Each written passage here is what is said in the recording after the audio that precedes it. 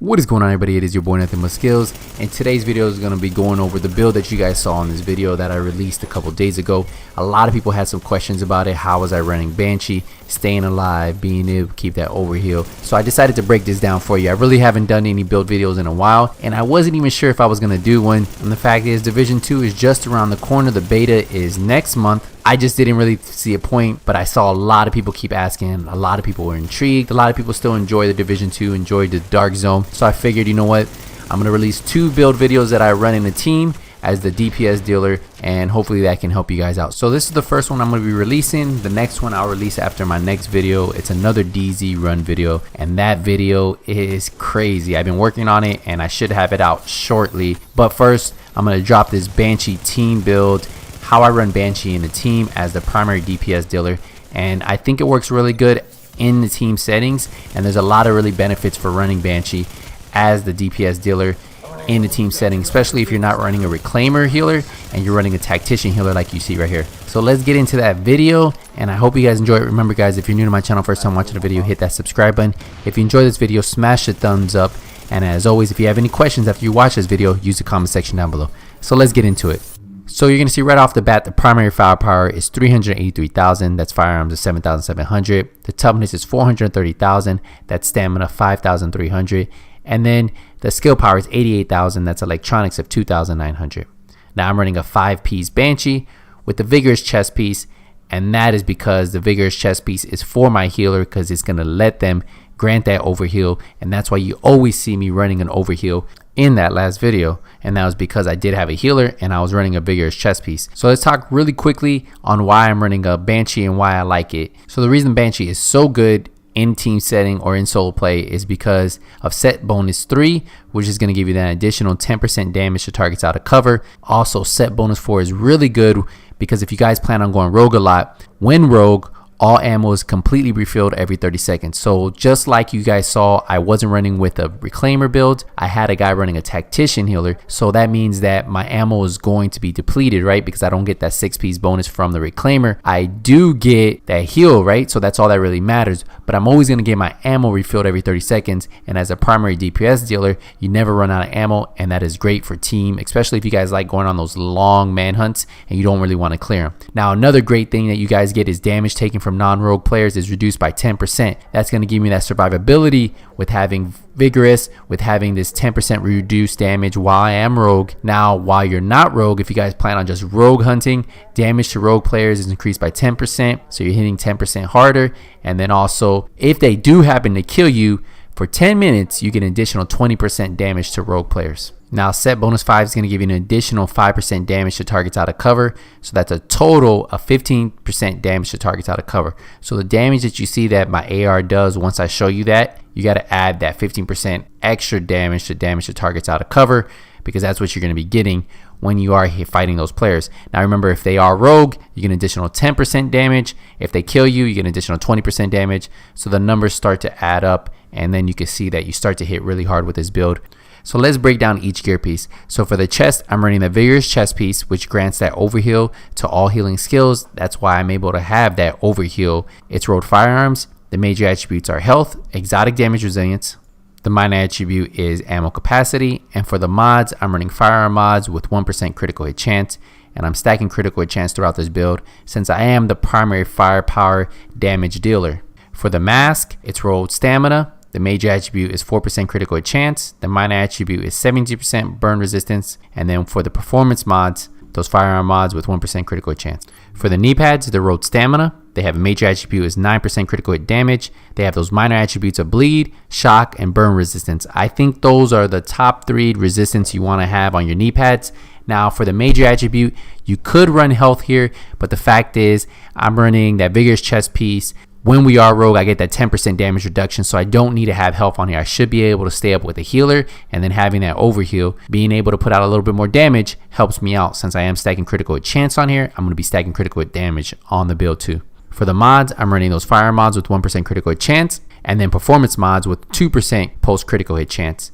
And now that's going to give me a total of 8% post critical hit chance, since I'm going to be stacking 4 of these on this build. For the backpack, it's rolled firearms. The major attribute is stability. The minor attribute is ammo capacity. Now, anytime I'm running an AR like the lightweight M4, the LVOA, I have to have some type of stability on my backpack or on my gear set because I can't control it as good. So having a little bit stability, you're going to see I'm going to get up to 20% stability on this build. It helps me out a lot. Now, some of you, if you can control it without stability, I would recommend putting critical hit damage on here and then having ammo capacity.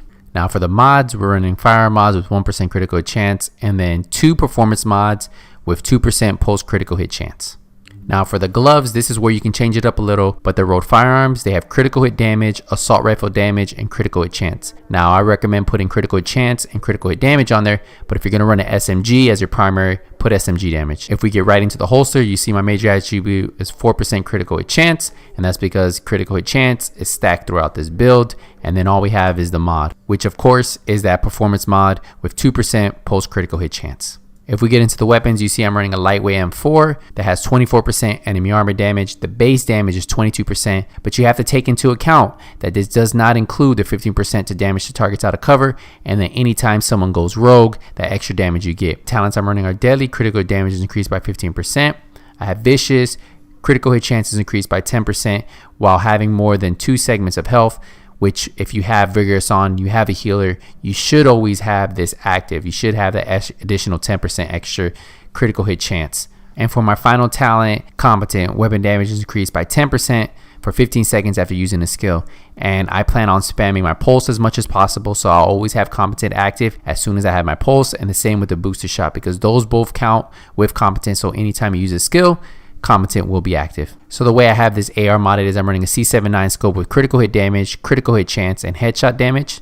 A SR7 suppressor with critical hit damage, headshot damage, critical hit chance. A small grip with critical hit damage, stability, and accuracy, and that's going to give me that total of 20% stability on this build. And then an extended magazine with magazine size, critical hit chance, and rate of fire. For your secondary, this is really up to you. If you want to run the house as your primary, you can. This comes with 23% critical hit chance. The base damage on here is 20,000. I'm running it with deadly. Critical hit damage is increased by 15%. I'm running it with responsive. Damage is increased by 10% when closer than 10 meters to the target. And then of course, one of the best perks in the game, card counter, 1/2 of the magazine does 20% increased damage. The half, which does increase damage, flips after 15 seconds or when the magazine is empty. So if we get into the skills, I'm going to be running a concealer.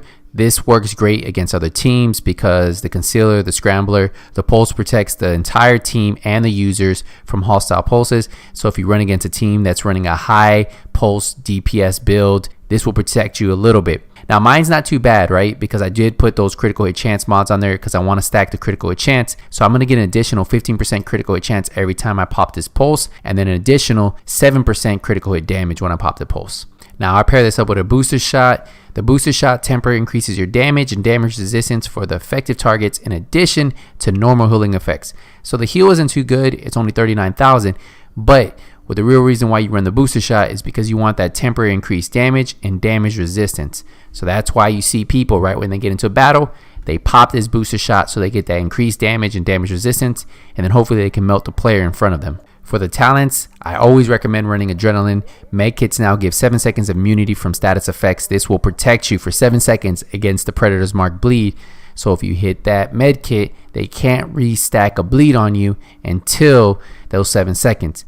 Now, if you're running in a team, you always need to run combat medic. Use medkits near allies to heal group members and proxies within 20 meters by 40%. This could be the difference between you saving your teammate's life or letting him die. I like using critical save, use medkits during low health to increase that damage resistance by 20% for 10 seconds. That helps, especially when you're at that low health. You pop that medkit, they can't finish you off. And then I always pair this up. Precision should be always on your DPS builds in my opinion. Headshot a hostile to pulse them for 10 seconds. So you get that additional critical chance and critical damage. So if we check out my character stats, you're going to see my critical hit chance with this AR is 37%. Now when I pop that pulse, that bumps me up to 52%. So that's a big difference right there. Every time I hit that pulse, I have a 52% chance of hitting my critical hit damage of 119%. That's a really big difference, and that could be the difference between you melting somebody. This headshot damage is 87%, so that's pretty good. I have stability of 20%, like I told you. I think 20% for me is like the go-to mark on my builds with the AR when I run it as my primary. My enemy armor damage is 24%. My max health is only 287,000, but it isn't too bad because I do have a healer and I am running vigorous. And then also when we are rogue, I get that 10% damage reduction. So that's why it's not too bad at all. My armor is almost maxed out at 33%. My exotic damage resilience is 11%. My bleed resistance is 33%. And my shock resistance is 33%. So this is how I run my build. This is how I run my Banshee build in team play. Now, if you aren't going to run this build like this for team play, you don't need a vigorous chest piece. There's no point in having it. You could put some savage gloves on. You could put a Barrett's chest piece. But if you're going to run it in team play, this is where this build I think excels, running it with the vigorous chest piece is night and day. And you'll be able to stay up. Your team will be able to keep you up. Your healer will have an easier time of keeping you up. And that is why, just because of that one chest piece, and that's the big difference. So if you guys have any questions on this build, use the comment section down below. Remember, if you enjoyed the video, smash the thumbs up. And as always, guys, if you don't see me in Last Stand, if you don't see me in Skirmish, if you don't see me in the Dark Zone, it's only a matter of time. Nothing but skills out.